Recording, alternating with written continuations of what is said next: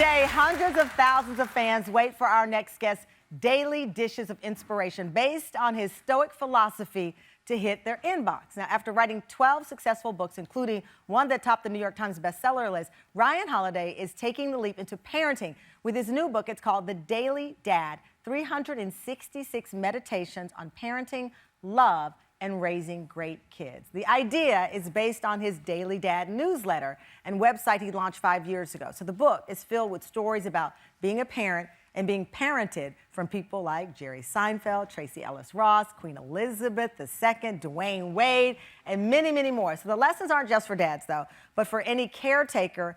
And unlike most parenting books, this is not a how-to, he says, rather a what-to guide on being a better parent. As Ryan explains it, take a look. I think the fundamental problem with all parenting books, what I really struggled with when we had kids, is that parenting isn't a thing you do one time. It's not something you ever get. So the idea that it could be solved with a book that you read one time is crazy. It's a thing you are learning, not a thing we have mastered, but a thing we are in the process of beginning to understand.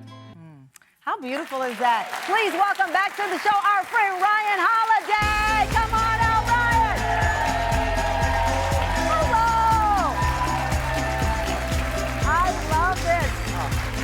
Congratulations. Good to see you again. What a book. What a book. Thank you. I mean, there's so much to get to. I just got to, first of all, this is so beautiful. You have two boys, 5 and 3 now. Yes. So when you were launching into this book and the intention, look at them. Is that mud or poop? You know what that is? we have a practice in our family that on our birthdays, we all get a piece of cake. Oh. And then, instead of having the cake in the fridge for the next week and you're eating it and you feel bad and everyone's stuffed, we have a cake fight after. And we throw the cake at each other. And that is fun. after my birthday cake fight. Okay, well, I'm happy because my mind went somewhere else when I saw I have a son. It might have been something else if that was his party. All right, so the boys are 5 and 3, and you use examples, a wide range of examples, including fossilized footprints from 10,000 years ago. Yeah. As examples of what the goal of parenting originally was. Well, actually, the oldest evidence we have of humans in North America is in White Sands National Park, and it's these footprints. It's so old that crossing these footprints are giant sloths and all these prehistoric animals that aren't here. But you can see there's adult footprints and child footprints. And what's beautiful about it is that the mother, it's probably a mother, is walking, and there's children's footprints next to them, and then the children's footprints disappear, and then reappear, and then disappear. You're walking with your kid, and they go, I'm tired of walking, carry me, carry me. Yeah. And then as soon as you get them going, then they want to get down again and up again. Yeah. And it's beautiful to think that 20,000 years ago, people were going through the exact same thing. We haven't changed that much. And it's important that we realize that this parenting thing is the continuation of a tradition that goes all the way back. We are them, they are us, and we're doing something really special and beautiful. It's a tradition, but obviously life today clearly greatly changed. I was in church this Sunday, and my pastor, Susan Sparks, said, you know, what is enough, right? You talk about in the book, in the beginning, it was just to keep your child alive. Yes, that was success. And now I have a friend who is a kid, she's in the 4th grade. She's kind of feeling left out because she doesn't have a cell phone. She doesn't have designer clothes. She's not on TikTok. Yeah. That prehistoric mom and daddy did not have that issue. We have issues that they didn't have, and they have issues that we didn't have, yes. right? We didn't have to worry about getting eaten by saber-toothed tigers. Right? So, there's that. But the core of it is the same, right? Waking up in the middle of the night, watching them grow up, spending time, all the things that are wonderful and all the things that are scary and unpredictable about it, that hasn't changed. And to understand that you're part of something really special and that you come from a long chain of success stories, that you come from ancestors who have been through incredible things. You think sometimes you don't have what it takes. Yeah. You do have what it takes. Yeah. We all do by definition. Yeah. In the book, you break it down. I love it because it's easy to carry around in these meditations. So you said also, the day you receive the book, go straight to the page that you're at. Don't wait until January to start, which I love was great advice. So I got the book on my son's birthday, April 24th, and the title of this meditation is, What If Someone Else Treated Your Kids This Way? Expand that. Yeah, you know, if you caught if you caught someone talking to your kids on a nanny cam, the way that you sometimes get when you're frustrated, or if you watch someone that was supposed to be watching your kid drift over to your phone and not pay attention, you'd fire them in a second, or you'd reprimand them in a second, or you'd think about changing schools or whatever it is. And yet we do that because we can get away with it and no one can hold us accountable. Right. And so stepping back and looking at yourself from a distance. I think whenever I see someone like at the airport get mad at their kids, right? And you go, that's not a good look. I don't judge them. I think that's what I look like when I get upset with my kids, right? And so I think as parents, as society, we're too judgmental. What we should do when we see someone having a hard time or doing something we don't like, go, where do I act like that in my life? And that's something I can control and change, and that's what I'm going to focus on. That hit a nerve for me because I always maintain my composure with him.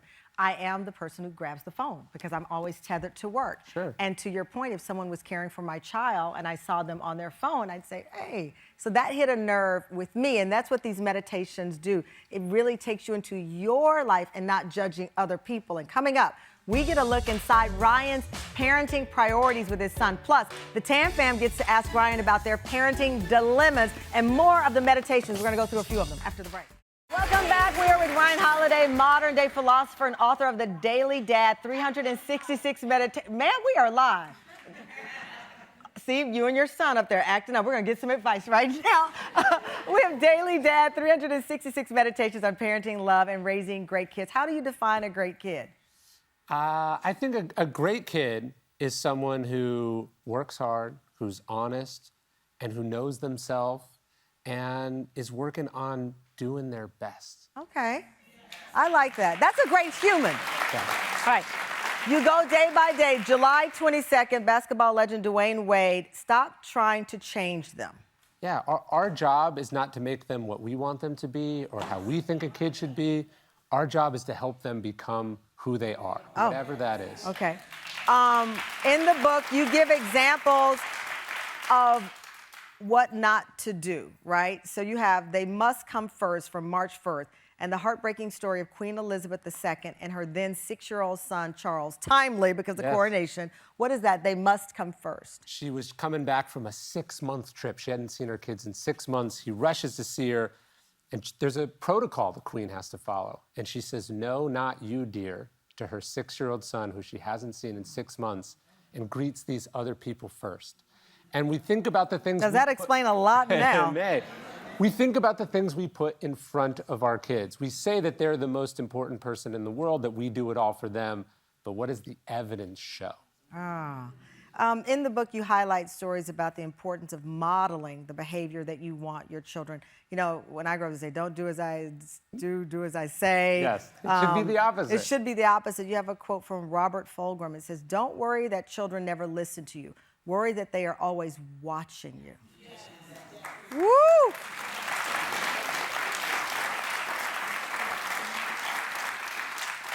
The great John Wooden had a poem in his office, and it said, a little fellow follows you. And he tried to make all the decisions, do his work with the idea that his son was always following behind him, watching, observing, learning how to be. So we can't just talk about our philosophy, the Stoics say. We have to embody it. We have to show it, right? It doesn't matter what we say if our actions show our kids that we don't mean it, that it's not actually important. Ooh, okay, you're giving us a lot. I hear a lot of yeses over here. All right, so as you can imagine, our audience has some questions for you. We have Guy who has a question about sharing. Let's take a look. Hi, my name is Guy from Brooklyn, and I have a 2-year-old son. And my question is, how do I get my son to share? He does not like to share toys, food, or any objects with anyone. So, here's the deal. Guy was the one who was up there talking in the commercial break. Now, I had to share my airtime with Guy, who was my co-host up there. Now, full circle, he's worried about how to get the baby to share. What is your— I know you don't like to give advice, so I need to keep that in the parameters there. But there's wisdom here. Well, why should they share? Sharing sucks. Okay. All right. So my son happens to be in a program where they say sharing sucks. And they don't encourage it because they said if you want it bad enough, you'll take it from someone. And I was mortified. They teach conflict resolution, that you shouldn't tell a kid, give it to him, share with Ryan, that there should be a conflict resolution. I think we're so concerned. We want our kids to have good values. We want them to be adults that share, that are kind, that are generous. We don't have to force that on a 2-year-old. There's plenty of time as they get older for you to model this, for you to talk to them about why sharing is important.